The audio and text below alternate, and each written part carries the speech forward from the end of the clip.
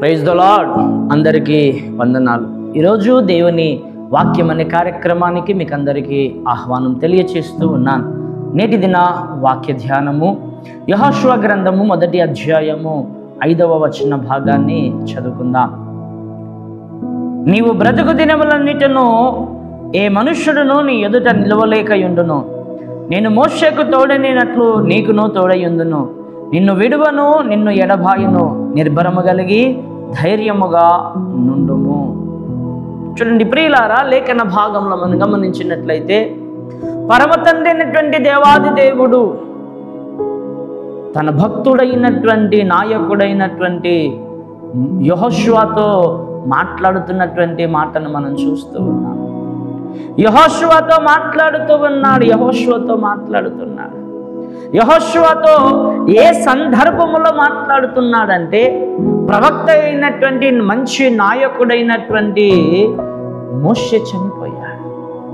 మోషే చనిపోయిన తర్వాత పాలు తేనెలు ప్రవహించే దేశానికి ప్రయాణములు ఉన్నటువంటి ఇజ్రాయేలు ప్రజల యొక్క ప్రయాణం మధ్యనే ఆగిపోయింది.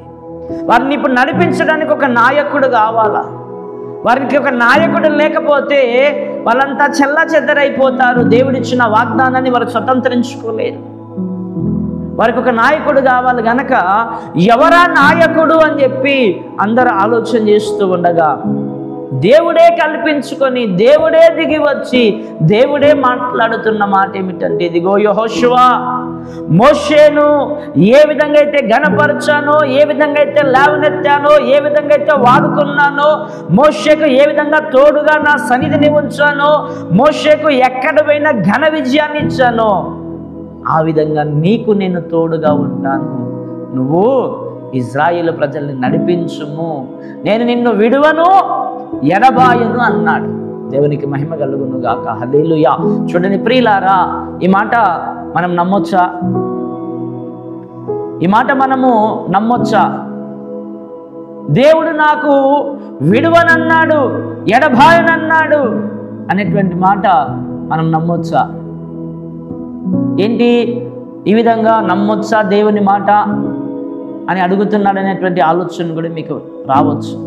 కానీ ప్రియులారా, లేఖనం సెలవిస్తుంది, ఈ వాగ్దానము, ఈ మాట ఎప్పటి వరకు మనకు ఉంటుంది? ఈ మాట, దేవుడిచ్చిన వాగ్దానం, దేవుడిచ్చిన ప్రమాణం, దేవుడిచ్చిన మాట మన జీవితంలో ఎప్పటి వరకు నెరవేర్చబడుతుంది? విడిచే దేవుడా, విడువని దేవుడా? లేఖన భాగంలో గమనిస్తే, ఇదిగో యెహోషువ నిన్ను విడువను అన్నాడు, ఇదిగో యెహోషువ నిన్ను ఎడబాయను అని చెప్పి తెలియచేస్తున్నట్లుగా లేఖన భాగంలో మనం చూస్తాం. అదేవిధంగా హెబ్రీలకు రాసినటువంటి పత్రిక 13వ అధ్యాయం 5వ వచనంలో కూడా ఇదే మాట మనం చూస్తాం. నిన్ను విడువను, నిన్ను ఎడబాయను.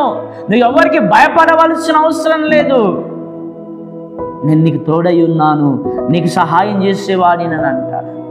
ఇదే ద్వితీయోపదేశ కాండములో చూడండి, ద్వితీయోపదేశ కాండము 31వ అధ్యాయము 8వ వచన భాగాన్ని చదువుకుందాం.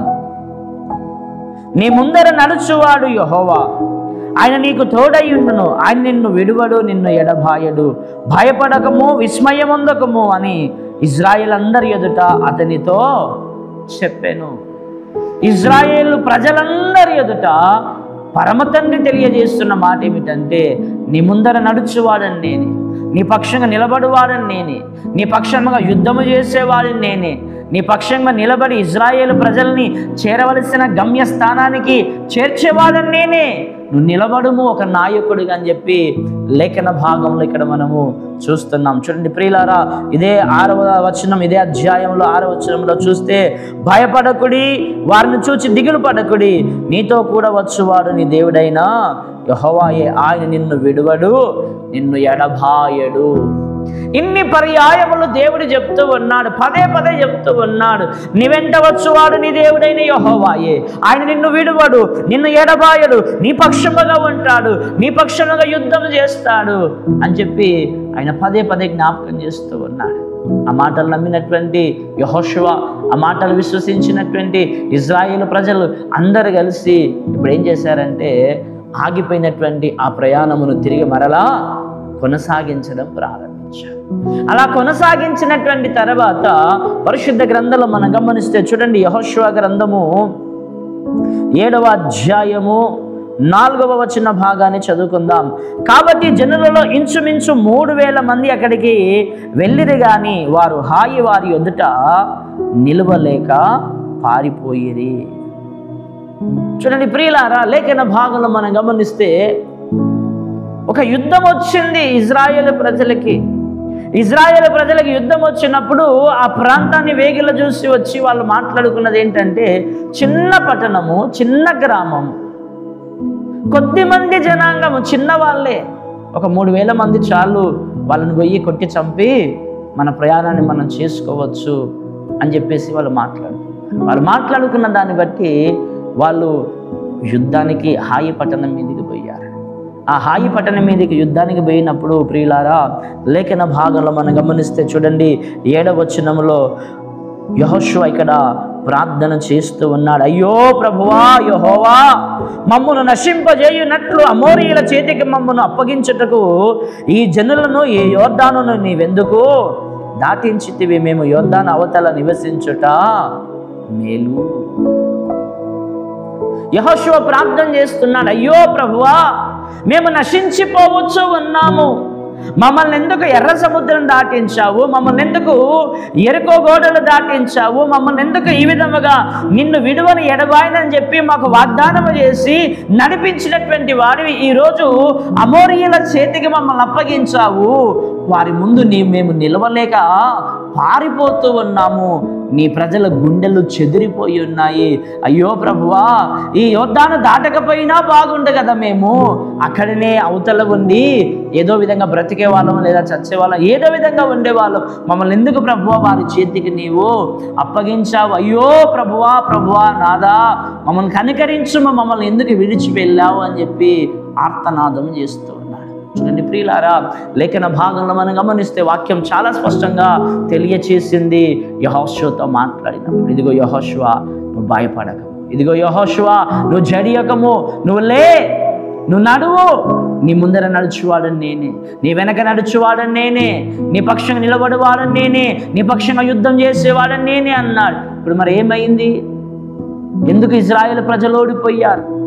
దేవుడిచ్చిన మాట ఏమైంది? దేవుడిచ్చిన వాగ్దానం ఏమైంది?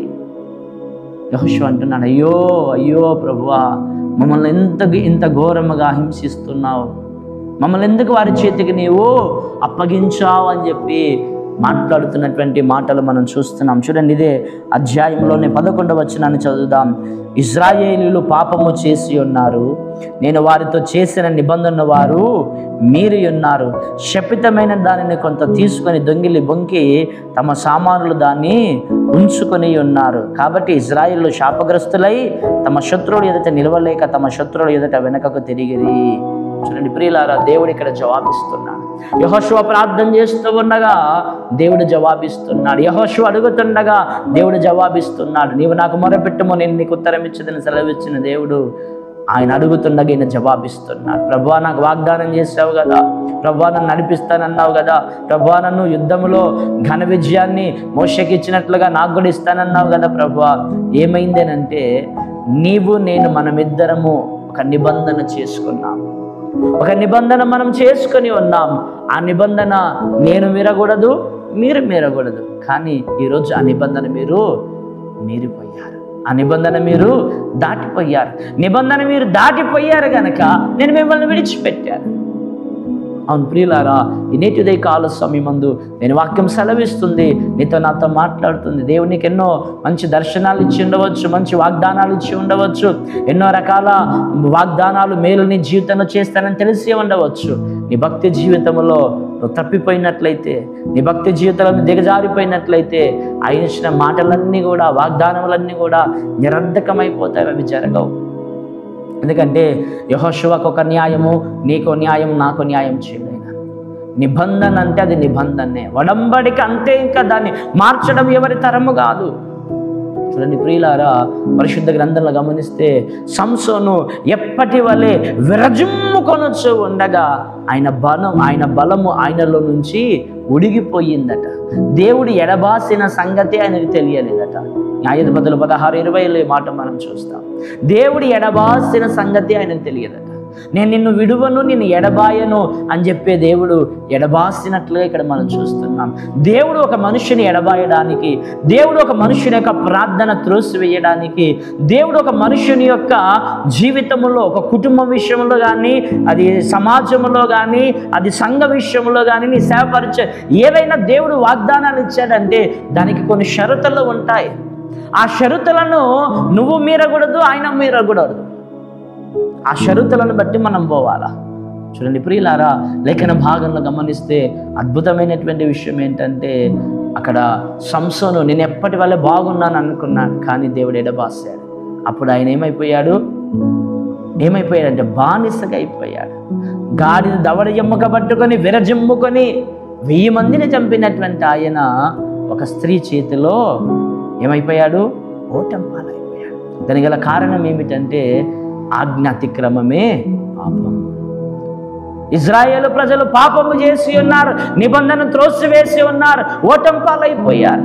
అంతేకాదు ప్రియులారా, పరిశుద్ధ గ్రంథంలో మనం గమనిస్తే తండ్రి అయినటువంటి దేవాది దేవుడు, లోకరక్షకుడైనటువంటి యేసునాథుడు ఒక అద్భుతమైనటువంటి మాట మాట్లాడుతున్నాడు. నా దేవా నన్నెందుకు చేయి విడిచితివి అన్నాడు.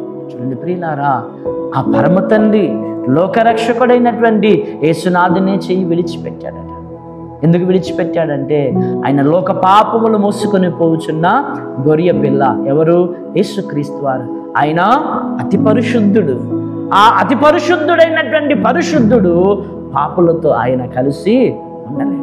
లోక పాపాలన్నీ ఈయన మీద వేసుకున్నాడు. లోకరక్షకుడైన యేసునాథుని వేసుకున్నాడు గనక ఆ పాపమును ఆయన పట్టుకుని ఉండలేడు, ఆ పాపానికి దగ్గరగా ఉండలేడు గనక విడిచిపెట్టాడు. ఆయన బంధము తెగిపోయినటువంటి దానిని జ్ఞాపకం చేసుకుంటూ, అయ్యో నా దేవా నన్ను ఎందుకు చేయి విడిచితివి అన్నాడు. ప్రియులారా, ఉదయకాల సమయమందు నువ్వు చేసే ప్రార్థనలకు జవాబు రాకపోవడానికి, నీకు ఇచ్చిన వాగ్దానాలు నెరవేరకపోవడానికి గల కారణం ఆయన తప్పు కాదు. నీలో మనలో ఏ తప్పు ఉన్నదో, ఏ లోపం ఉన్నదో మనం తెలుసుకోవాలి. ఆయన విడువని దేవుడు, రైట్. ఆయన వాగ్దానం చేసిన దేవుడు, నమ్మదగిన వాడు, వాస్తవం అది. కానీ నువ్వు నిబంధన మీరకూడదు. నువ్వు నిబంధనలో ఉండు, ధైర్యంగా ఉంటావు, ధైర్యంగా అడగలుగుతావు. నువ్వు నిబంధన మీరినట్లయితే, నువ్వు నిబంధన తప్పిపోయినట్లయితే నీ జీవితంలో దైవ ఆశీర్వాదం నువ్వు పొందలేవనే విషయాన్ని దేవుని లేఖనాలు చక్కగా మనకి ఇక్కడ సెలవిస్తున్నాయి. కీర్తనకారుడైనటువంటి దావీదు మహారాజు అంటాడు కదా, నేను వ్యాధితో ఉన్నప్పుడు, నా పిల్లలు వ్యాధితో ఉన్నప్పుడు గొనెపట్టా కట్టుకుంటుని, ఉపవాసము చేత నా ప్రాణమును ఆయాసపరుచుకుంటుని, అయినను నా ప్రార్థన నా ఎదలోనికే తిరిగి వచ్చి ఉన్నది అని అంటాడు. మన ప్రియులారా, మనం చేసే ప్రార్థన ఆయన చెంతకు వెళ్ళదు. మనం చేసే ప్రార్థన ఆయన పాదాల చెంతకు చేరదు. కారణం ఏంటంటే ఎదలో పాపం పెట్టుకొని, జీవితంలో పాపం పెట్టుకొని, మన నడవడికలో పాపం పెట్టుకొని, పాప క్రియలు కలిగి, పాపపు ఇచ్చలు కలిగి, పాపపు కోరికలు కలిగి జీవిస్తున్నట్లయితే, ఆజ్ఞను అతిక్రమించి నిబంధనలు త్రోసివేసి మనం జీవిస్తున్నట్లయితే దేవుని వాత్సల్యమైనటువంటి కనికరములు, ప్రేమానురాగములు, దైవ దీవెన ఆశీర్వాదాలు మనం పొందలేము. కనుక ఉదయకాల సమయమందు నీ జీవితంలో పాలు తేనెలు ప్రవహించే దేశంలోనికి వారిని తోడుకొని వెళ్ళే దేవుడు ఆ విధంగా నీ జీవితంలో కూడా ఎన్నో మేలులు చేయాలని అనుకుంటున్నాడు. పరమునకు నిన్ను చేర్చుకోవాలనుకుంటున్నాడు. పరము చేరే వరకు నిన్ను నడిపించాలనుకుంటున్నాడు. భూలోకమందును పరలోకమందును గొప్ప ఈవులతో నేను నింపాలనుకుంటున్నాడు. అయితే ఒక షరత్ ఏంటంటే నిబంధన మీరకూడదు. నువ్వు నిబంధన మీరితే నువ్వు ఎవరైనా కావచ్చు అని చేయి విడిచిపెడతాడు. అప్పుడు దిక్కులేని వారం అయిపోతాం. అప్పుడు మనకు ఆదరించేవారు, ప్రేమించేవారు, కనికరించేవారు, సహాయం చేసేవారు ఎవరు ఉండరు. మనకందరికీ పెద్ద దిక్కు ఆయనే. మనకు ఆయనకు లోబడుదాం, ఆజ్ఞ అతిక్రమించకుండగా ఆజ్ఞకు లోబడుదాం, విడువని ఎడబాయని దేవుని మనం కలిగి జీవించుదాం. అటు కృపత్రేక దేవుడు మనకిచ్చినట్లుగా చిన్న మాట ప్రార్థన చేసుకుందాం. పరిశుద్ధుడా, మహోన్నతుడా, నీకు వందనాలు, స్తోత్రాలు.